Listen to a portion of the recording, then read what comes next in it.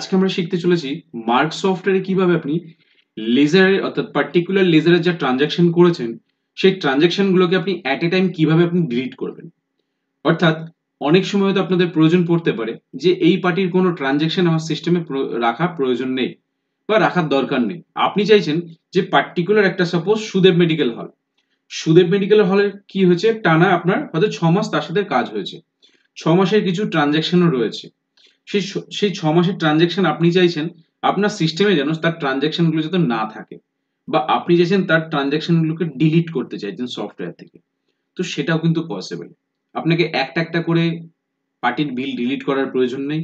আপনি যদি mark software use করে থাকেন তো আজকের ভিডিওর বেনিফিটটা কিন্তু সম্পূর্ণ আপনার জন্য, যে কিভাবে at a time particular ledger particular লেজারের আপনি টোটাল ট্রানজাকশন কিভাবে আপনি কয়েক সেকেন্ডে ডিলিট করবেন, তার সম্পূর্ণ প্রসেস কিন্তু আজকে এই ভিডিওতে দেখাবো।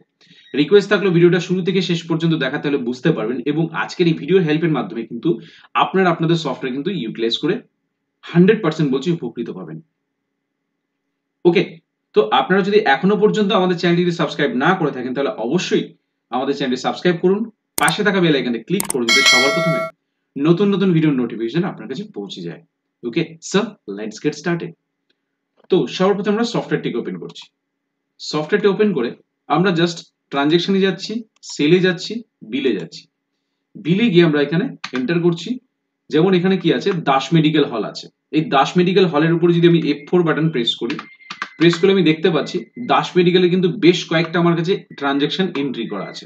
ঠিক আছে, এই ট্রানজেকশন গুলোকে আমরা অ্যাট এ টাইম আমরা কিভাবে ডিলিট করব। যদি ডিলিট করতে হয় তাহলে আমাকে কি করতে হবে, বিলের উপরে যেতে হবে, এন্টার করতে হবে, গিয়ে এখানে ডিলিট বাটন প্রেস করতে হবে, ইয়েস করতে হবে। এটা অনেক সময়ের ব্যাপার থাকে। আপনাদের যদি এই ধরনের যদি ভিডিও রিকোয়ারমেন্ট থাকে যে কিভাবে লেজারদের ট্রানজাকশন ডিলিট করবেন, তাহলে অবশ্যই আজকের ভিডিওটা আপনার জন্য, এবং ভিডিওটা ভালো করে দেখবেন, স্কিপ করবেন না, তাহলে কিন্তু বুঝতে পারবেন না যে কিভাবে আপনি লেজার ট্রানজাকশন গুলোকে আপনি ডিলিট করবেন। ঠিক আছে, তো এরপরে কিন্তু আমরা দেখাবো লেজার ট্রানজাকশন অর্থাৎ দাস মেডিকেল হলে যত ট্রানজাকশন আছে আমরা কিভাবে ডিলিট করব।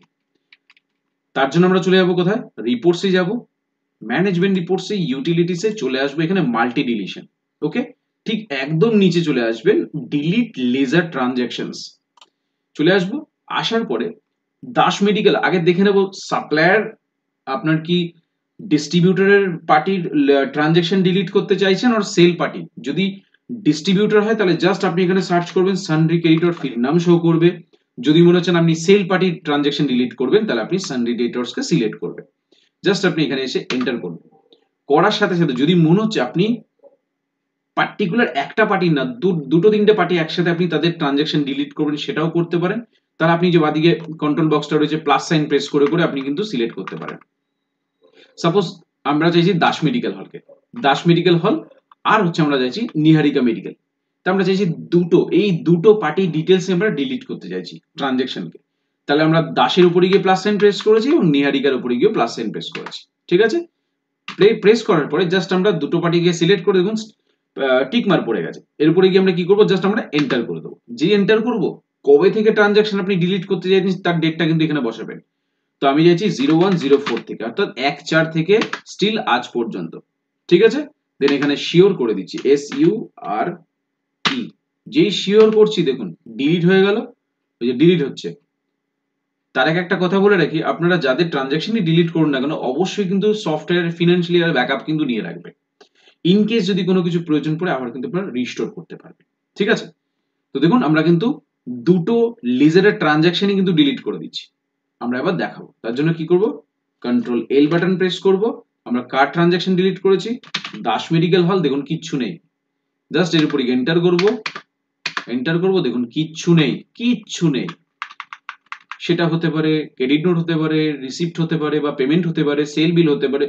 যত ট্রানজাকশন থাকবে আপনি সবকিছু অ্যাট এ টাইম কতগুণ লাগলো ট্রানজাকশন গুলো ডিলিট করতে।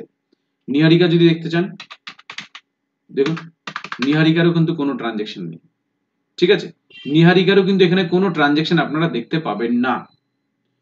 ঠিক আছে, তো আশা করব আজকের এই ভিডিওর মাধ্যমে আপনাদেরকে বোঝাতে পেরেছি যে মার্ক সফটওয়্যারে কত সহজে আপনি লেজারের ট্রানজাকশনকে আপনি কিভাবে ডিলিট করবেন। আশা করব আজকের এই ভিডিওর মাধ্যমে আপনাদেরকে বোঝাতে পেরেছি। এই ভিডিও থেকে যদি আপনাদের বিন্দুমাত্র যদি উপকার হয়ে থাকে তাহলে অবশ্যই আমাদের চ্যানেলটি সাবস্ক্রাইব করবেন এবং পাশে থাকা বেল আইকনে ক্লিক করবেন যাতে সবার প্রথমে নতুন নতুন ভিডিওর নোটিফিকেশন আপনার কাছে পৌঁছে যাবে। এবং তারপরেও যদি কোনো কনফিউশন থাকে আপনারা সরাসরি আমার সাথে যোগাযোগ করতে পারেন। আমার নাম সুদীপ শীল, আমার ফোন নাম্বার হচ্ছে 8336049496। আমার অল্টারনেটিভ নাম্বার হচ্ছে 8910468058। এটা আমার হোয়াটসঅ্যাপ নাম্বার। আপনারা চাইলে সরাসরি আমার সাথে হোয়াটসঅ্যাপে যোগাযোগ করতে পারেন। তো ভিডিও ভালো লাগলে অবশ্যই লাইক করুন, কমেন্ট করুন এবং শেয়ার করুন এবং অবশ্যই আমাদের চ্যানেলটি সাবস্ক্রাইব করে আমাদের সাথে জুড়ে থাকুন। তো সবাই ভালো থাকবেন। অসংখ্য ধন্যবাদ।